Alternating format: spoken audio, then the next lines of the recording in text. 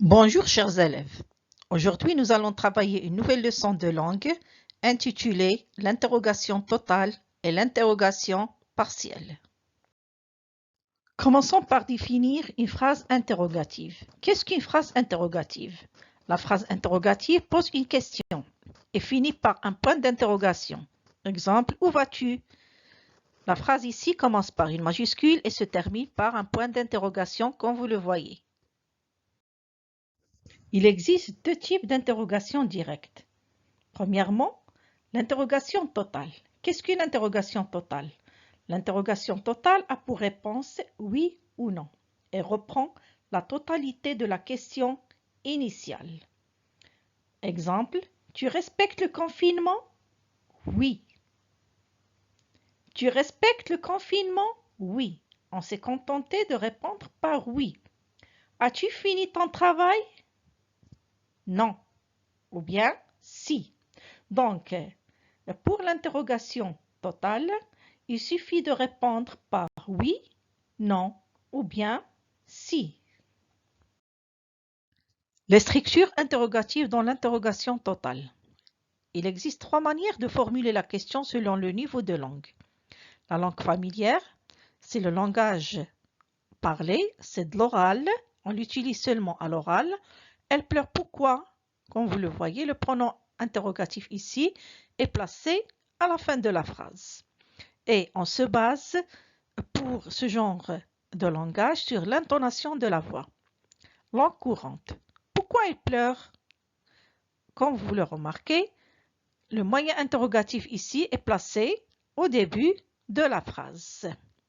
Langue soutenue. Langue soutenue utilisée par les poètes, les écrivains, les dramaturges. Pourquoi pleure-t-elle? Vous voyez le moyen interrogatif placé au début de la phrase, mais ce qu'on remarque, il y a inversion de sujet. C'est l'une des caractéristiques du langage soutenu. Donc, comme vous le voyez, on peut poser la question selon le langage employé, le familier, le courant et le soutenu. Passons maintenant au deuxième type d'interrogation. Il s'agit évidemment de l'interrogation partielle. Quand une phrase interrogative pose une question à laquelle on ne peut pas y répondre par oui ou non, on dit que c'est une interrogation partielle. Elle porte sur une partie de la phrase. Elle demande donc une réponse plus détaillée que l'interrogation totale. Par exemple, pourquoi tu étais absent hier? J'étais absent parce que j'étais malade. Donc, comme vous le voyez, il n'est pas possible de répondre à cette question par oui ou bien non. On peut dire donc que c'est une interrogation partielle. Remarque, l'interrogation partielle est introduite par un mot interrogatif. Il peut être un adjectif, un adverbe ou un pronom. Permettant de demander des précisions, la réponse est un renseignement spécifique. Donc, l'interrogation doit être toujours introduite par un moyen interrogatif tel que qui, que, quoi, lesquels, combien, pourquoi, où, quel, etc. Regardons l'exemple suivant. Combien de temps va durer ce confinement? Combien? Combien de temps la durée? Pourquoi vous n'aimez pas les vacances? Le moyen interrogatif qu'on a introduit, pourquoi? Pour demander la cause. Comment est-ce qu'elle est venue? Par quel moyen est-elle venue? Donc vous voyez, on a introduit l'interrogation par comment. Qu'est-ce qu'elle est allée? Où est-ce qu'elle est allée? Où est? Où est? Donc ici, on a posé une question se rapportant à un lieu. Allons voir maintenant si vous avez bien compris. Effectuons deux petits exercices. Première consigne. Dans les phrases suivantes, précise si l'interrogation est totale ou partielle. Quand le train partira-t-il? Comment t'appelles-tu? Vous allez réaliser le projet?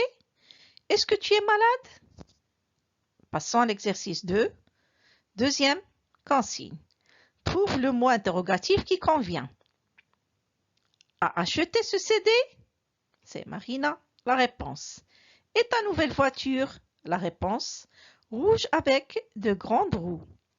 Avez-vous mangé à la cantine? La réponse. des frites. Es-tu triste? La réponse, parce que mon frère me manque. Veux-tu partir? La réponse, après le repas. Voilà, on est arrivé à la fin de la leçon. Merci pour votre attention. J'espère que vous avez bien compris. Au revoir et à bientôt.